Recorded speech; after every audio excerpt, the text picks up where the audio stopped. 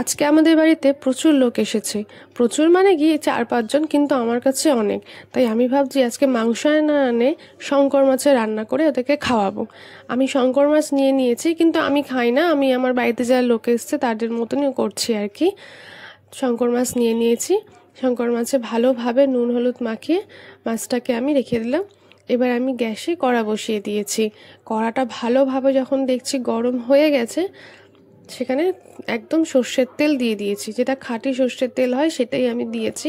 আর আমি তেলটা এখানে একটু বেশি ব্যবহার করছি, কারণ শঙ্কর মাছটা আমি ঠিক করেছি এইবারে একটুখানি গোলবাড়ি স্টাইলে রান্না করব, মাটন কষা স্টাইলে শঙ্কর মাছ আমি রান্নাটা করব। তাই আমি একটু বেশি করে তেল নিয়েছি।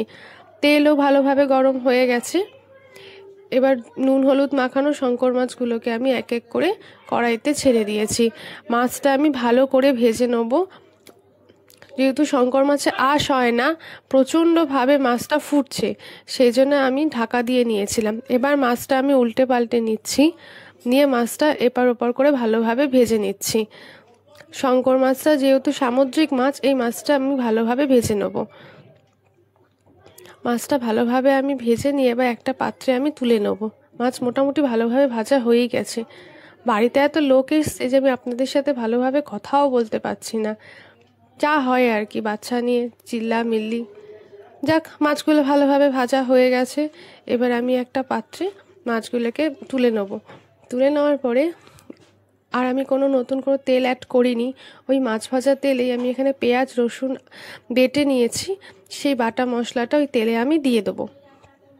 মশলাটা ভালোভাবে আমি কষিয়ে নেব।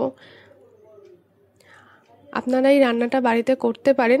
প্রথম দেখলে মনে হবে যে পুরো কষা মাংসের মতন, তারপরে খেয়ে বোঝা যাবে যে না, এটা তো মাংস না, এটা তো মাছ। যাই হোক, পেঁয়াজটা ভালোভাবে কষানো হয়ে গেছে। এর ওপর আমি সামান্য আদা যোগ করেছি, আমার পরিমাণ মতন। আপনারা আপনাদের পরিমাণ মতন আদা যোগ করে নেবেন, আর কাঁচা লঙ্কা বাটা যোগ করে নেবেন।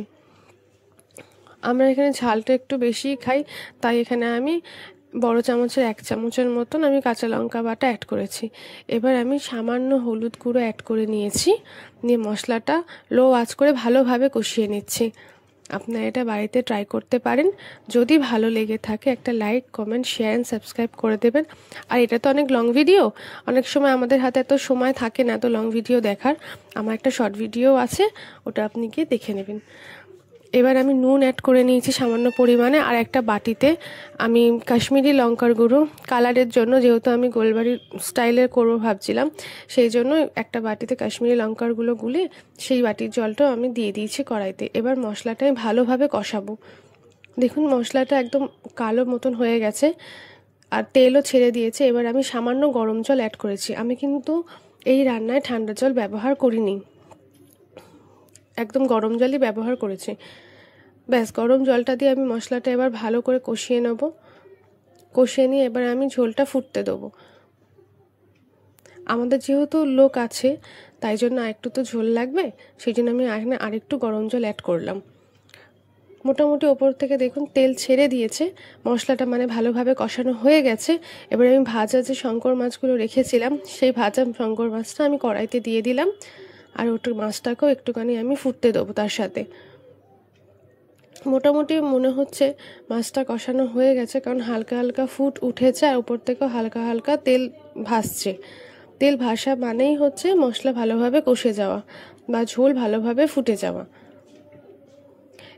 তাও আমি 2-1 মিনিটের জন্য একটু ঢাকা দিয়ে রেখেছি।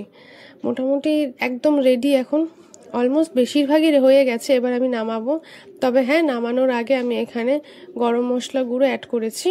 আপনারা যদি চান তাহলে একটু সামান্য ধনেপাতাও দিতে পারেন। এখানে আমার ধনেপাতা ছিল না, সেই জন্য আমি শুধু এখানে গরম মশলা গুঁড়োই অ্যাড করেছি। সামান্য গরম মশলা গুঁড়ো অ্যাড করে আমি মাছটাকে 2-1 মিনিটের মতন গ্যাস বন্ধ করে কড়াইতেই রেখে দেবো স্ট্যান্ডিং টাইম হিসাবে। তারপরে একটা পাত্রে আমি মাছটাকে নামিয়ে নেব। আপনারা এটা বাড়িতে অবশ্যই ট্রাই করতে পারেন। আমি বলতে পারি এই মাছটা সকলের ভালো লাগবে। আর যদি ভালো লেগে থাকে প্লিজ একটা like comment share and subscribe করে দেবেন। ব্যাস, মাছটা একদম রেডি। এবার আমি একটা জায়গায় মাছটাকে নামিয়ে নিচ্ছি।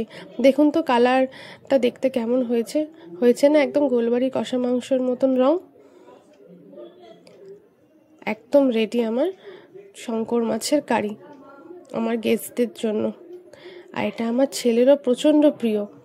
এইভাবে করলে যেভাবে মানুষ খাবে, রুটি হোক ভাতও, গরম ভাতেই বেশি ভালো লাগে, দুর্দান্ত লাগবে।